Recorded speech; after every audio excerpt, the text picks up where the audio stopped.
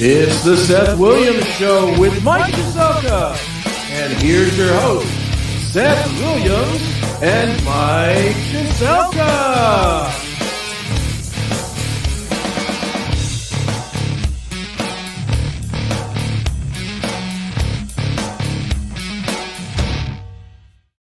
Welcome to another Wednesday night. Good evening, Mike. How are you? I'm all right.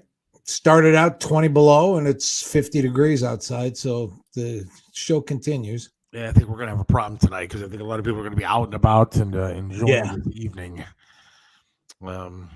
which is good. You know, everybody getting out, and you can always watch a show whenever the hell you want to watch a show. Whenever. So that's a good thing. But yeah, it's a beautiful day, although I haven't been outside.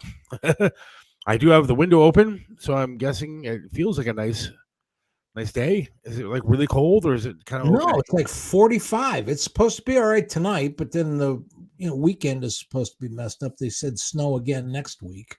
Oh, really? Yeah, it's nice. The middle of end of March, winter decides to show up for the first time.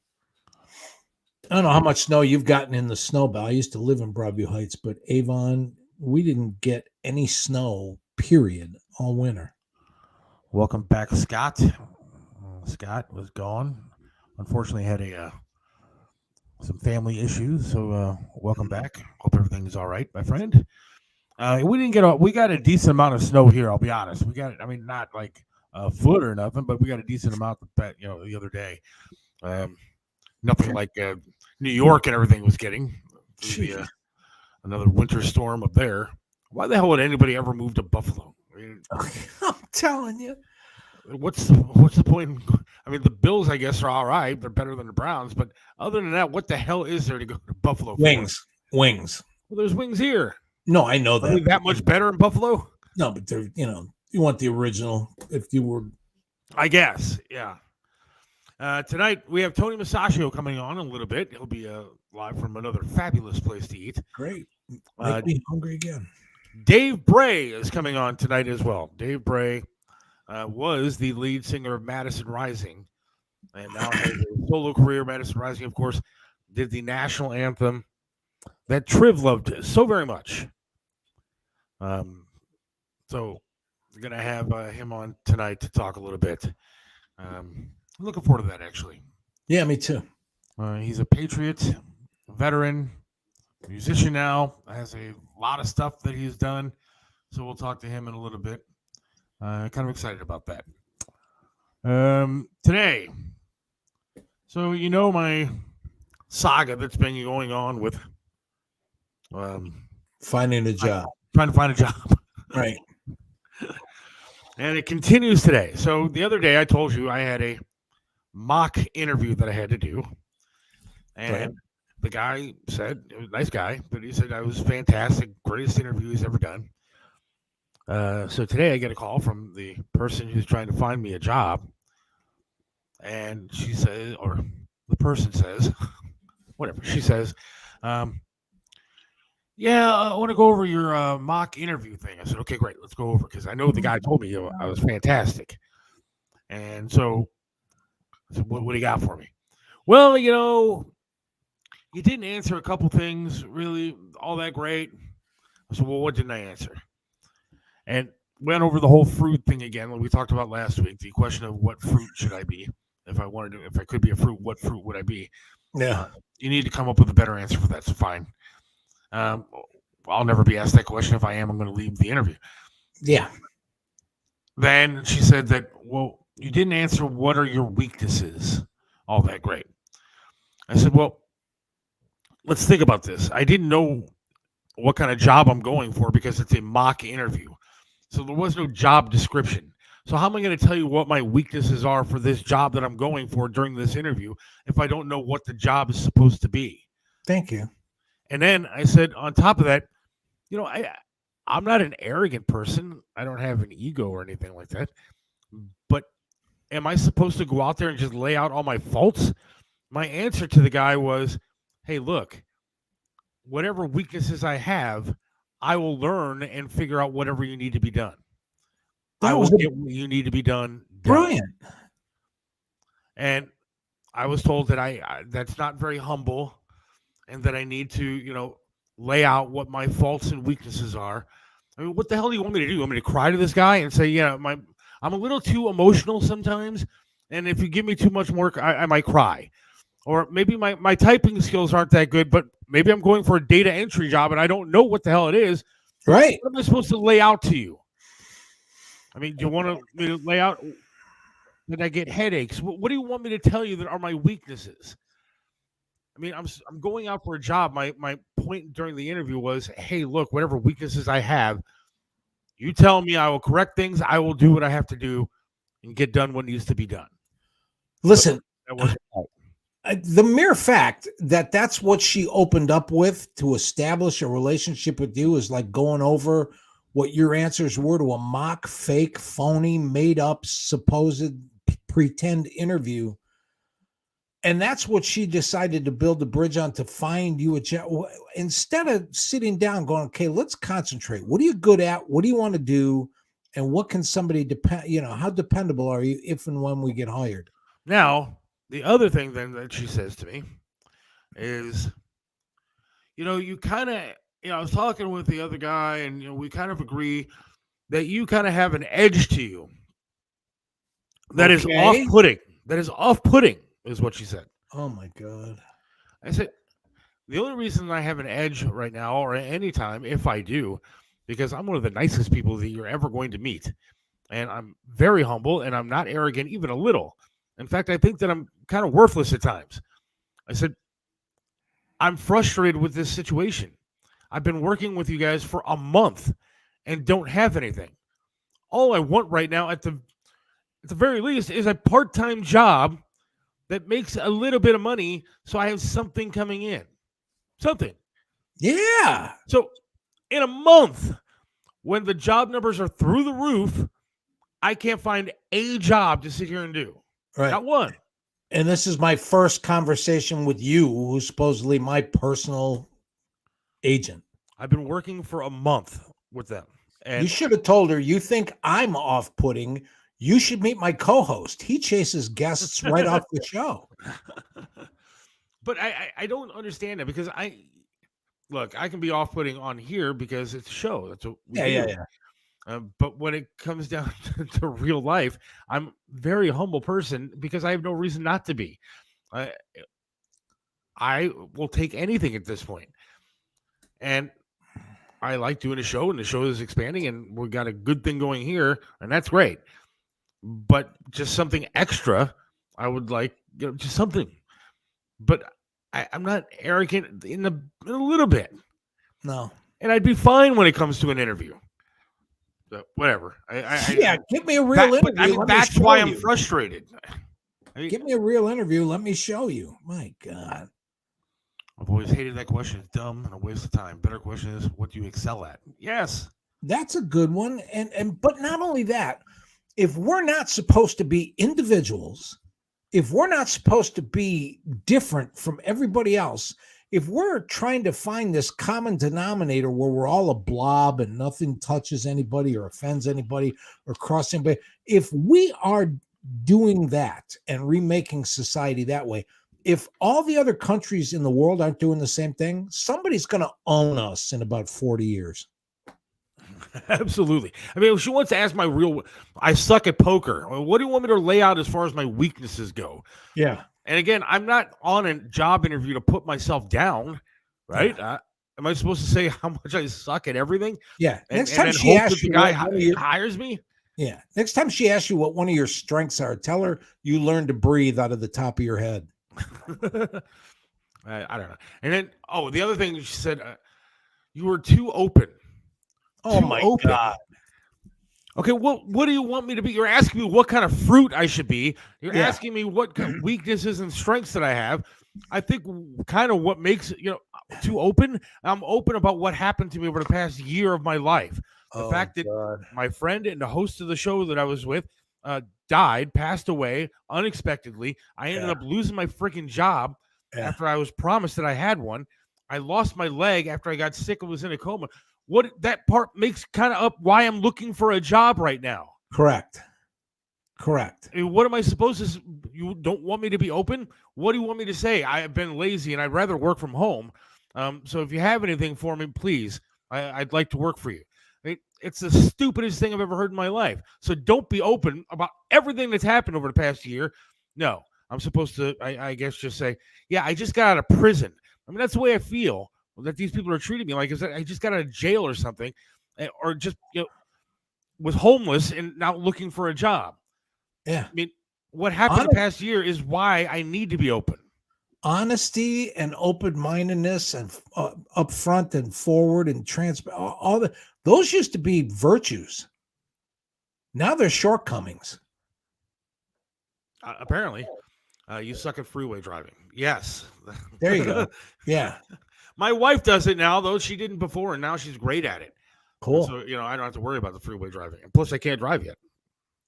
Yeah, I suck at being unemployed. How's that? I'm really bad at it. Half the man I used to when I had a job. I'm irritable. I'm broke. I just pisses me off. Yeah.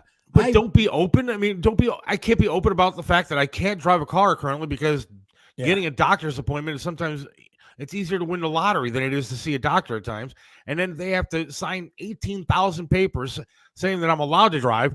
Then I have to get my car outfitted with some sort of hand control so I can get behind the wheel and actually do something. I mean, God only knows how long it's going to be. But I'm being too open. Yeah. Well, what do you want me to say?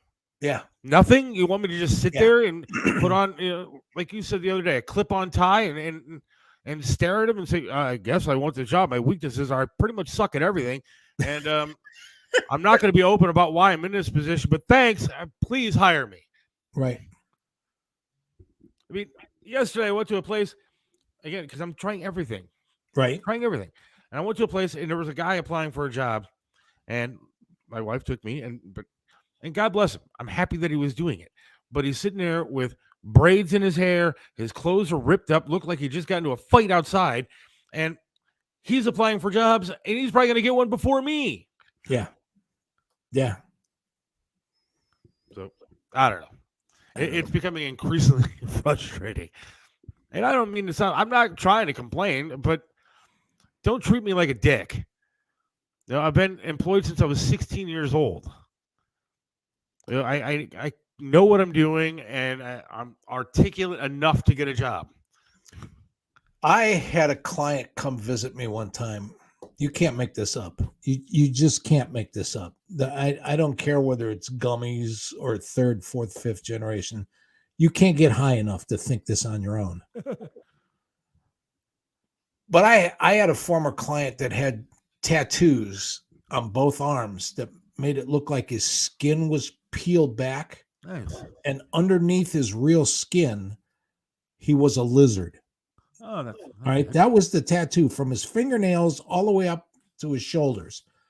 And on his forehead, he literally had, I'll tell you what, out of all the letters across his forehead, I'll give you two of them, F and U. Okay. The first letter and the last letter. And he wanted to work as a waiter in some of Cleveland's finer restaurants. And he kept bitching about the fact that Hyde Park and Johnny's and Watermark wouldn't hire him. Well, geez, I wonder why. He probably has a job by now, and you don't because, I don't know. Well, I mean, that's kind of the way society works now. Jeez, unbelievable. Now, I was behind a guy at Subway once that he had horns that he had implanted into his head, and his entire head, because he was bald, was tattooed. And yeah, the guy probably has a better gig than I do. I walked into a place where somebody not as extreme as the guy I was telling you about walked up to the table and said, "Hi, would you like to see a menu?" I said, "Not anymore. Not anymore. You're great for people's diets. I lost my appetite. See ya." Nuts, man. I don't know what's going on here. Chris, it looks like Chris is, I don't know. It's not on there, Chris. I'm in. I'm here. I just did it without the camera. You did it without the camera. That's why I was confused. Chris, how are you? Our first caller to the show. Yeah, I'm being a caller tonight instead of being a producer. All right. Look, folks, it can happen. Yeah, it was just as easy as go into call.thesethwilliamsshow.com. And when it took me in, I just said I didn't want my camera on. That simple. Wow. What's going on, Chris? Nothing. I just was going to ask you, man, if you could be any kind of cloud, what kind of cloud would you be for my company? Cumulus.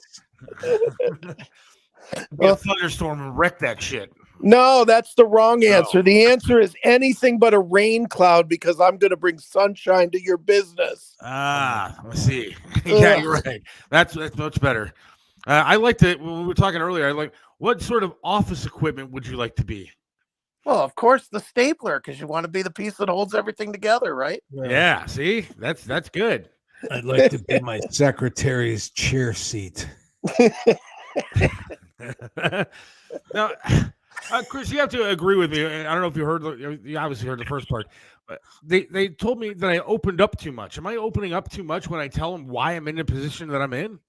Well, I mean, it's not like you're, how are you going to hide it? What do they want you to do? They either want you to be serious or they want you to lie. And it sounds more like they want you to lie and tell them some fabricated story instead of just being honest and saying, look, I want a job. I need to make some money. I need to be, employed. What is wrong with that as an answer? Why do you have to go into a company and say, what I'm really looking for is a place where I can get my foot in the door and get started at a career that's going to be fantastic for the next 30 years? Just stop it. Right. I want a job.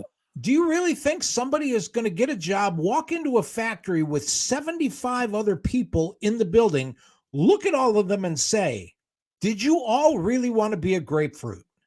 Yeah, exactly. What is that? Please. And look, here's the deal. I would take a job outside of this house. God knows I would do that. But I need a way to get there. And I need a way to get back. I mean, it's that simple. My wife says, and God love her, but she said, how about if I take you and then pick you up? Well, because if I'm just stuck there, you're 45 minutes away from me. If something happens during the day or I need to get out of there because I'm sick or because I fell with this leg or something happens, I'm just stuck. And then what happens if you have to stay at work late? You're 45 minutes away from me. What am I supposed to do? Yeah, no, dude, you're not getting a fair shake. I don't know if this is state or city or who it is that's sticking you around, but they're really not doing you any favors at all. And it's really, I'm never that guy that says go to the media. But you know what? Since you've been in the media, it certainly wouldn't be too bad, too hurtful if you were to actually use some of those media contacts to bring a big shining light on this problem. It is a problem. And I'm sure I'm not the only one that's going through it. I guarantee you that. Yeah, but you're the only one that's going through it with a semblance of fame in this city. No, I'm just saying it would be good to expose it to the fact that it's happening. And here's the other thing. You're looking for work you can do at home. So you're either going to be putting stuff in an envelope or you're going to be taking nasty pictures of yourself and sending those out on social media. Those are your choices. How honest and open and hard do you, what kind of qualification? Yes, I will wake up every morning and if you give me 500 envelopes, they'll all be done by the end of the day. Thank you very much. What? Boom, you're hired. Yeah, I don't see what the problem is here, but God. Yeah, it's a bad deal, man. And as I told you earlier today, man, it will work out eventually. It will get itself fixed up, but it just sucks it sucks when you're the one that's out there trying to do the right thing and you can watch everybody that's not doing the right thing that are, I don't even know how they survive. They got a mother with a basement that they can live in or something. It just sucks that you're trying to do the right thing and you can't catch a break. And that's all I want. That's all I want is to do the right thing. I mean, that's all I wanted from the very beginning. And I mean, look, here's the deal. I think I told you, Chris, and I told you, Mike, I went to therapy the other day and they actually want to put me in like a ad for the hospital because of the progress that I've made. Do it. From the time that I was there to now, what I've done, and they're so proud of everything that's happened and how I didn't sit on my ass. like a lot of people do. I didn't go back to anything drinking or smoking or anything like that. And I got up off that damn wheelchair and I started walking as soon as I could. And I continued to do it. And I passed all their tests in flying colors. And, And I mean, for I'm doing everybody everything listening- that I'm supposed to do. I want a damn job. Right. For everybody listening at home that thinks maybe he's blowing smoke or exaggerating or why pick him, this, that, and the other thing. I remember one of the first therapy sessions I ever took you to. You sat there and the guy came out, one of the guys that was in the operating room with you that had looked you in the eye and said, well, I can say this now, but most of us in the room didn't even think you were going to make it. Yeah. Just the fact that you were there at that first one and then to come where you are now from then. Yeah. The hospital should be thanking them. You are a story and an inspiration. So. Sure. And dude, not to do like businessy business on a call to the show, but next time you're at the hospital, since they're willing to put you in a video and all that good stuff, you ought to say to somebody, who do I talk to that could help me get, a medical processing job from my house? Yeah. They already know your reputation. They know your work ethic. You've already probably passed that, and any doctor you've worked with will sign off on you. You might want to ask them that. That's a good point. I appreciate that. That's a good idea. You should probably see if you can be like an advocate or somebody and call people like you that are in a similar situation and strategize how to help them. Well, I appreciate it, Chris. All right. Thank you, man. We got another call. Look at this. We're getting another call, and then we got Tony Musachio. Well, then get to that call. I'll talk to you soon. All right, see you, man. Thanks, buddy. Scott, you're in here. Scott, hung up. All right. So much